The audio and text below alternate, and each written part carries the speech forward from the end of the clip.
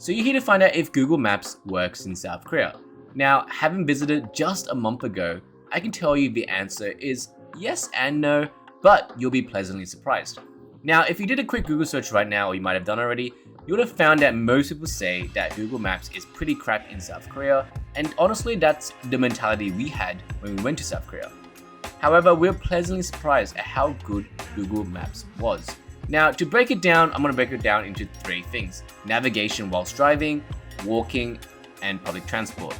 Now, from a driving point of view, for example, if you're renting a car, you cannot use Google Maps. You have to download Naver or Kakao Maps. I prefer Kakao, but it's up to you, as both will do the job. So, from a navigation point of view, it is a no-no. However, from anything else, if you're catching public transport, you're trying to find bus routes, or you're just trying to walk, it works. Google Maps does work. It might not work as well as Kakao Maps, but it does work. So, if you, for example, want to get from A to B, and you want to figure out, what public transport can take you there, all you need to do is put it into your Google Maps, and it actually does pretty well, to be honest. And even better, it can even help you track. So what I mean by this is, for example, if you're catching a bus, you need to keep track of where you are, and you just need to see, where the bus will be is heading towards. You can actually track it in real time, and that's what we were surprised about, because a lot of people said you can't do that, but we could. That's what surprised us. You could track it real time. So honestly, we got so kind of like, we didn't know what stop we were getting off, because we can't read Korean, obviously.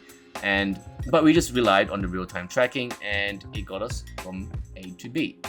Of course, this means that walking does work as well. If public transport works, and obviously walking works. I would, do a comparison just to, if you're not confident.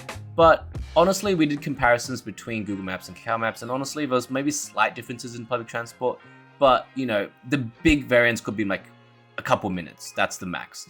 So, just as FYI, we did this in Seoul and Busan and Jeju Island. So it's really, those are the three main areas. If you're going out into the rural, I'm not sure how well Google Maps does there.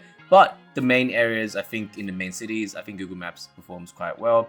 But I will still download Kakao and Naver Maps just in case, as I mentioned, if you're in a rural area. But, it's always good just to have those maps there.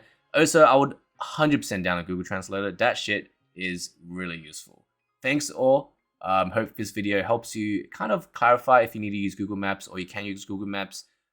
Most people going to Korea probably won't be driving, to be honest. So honestly, Google Maps will probably do 90% of what you need to do. Thanks.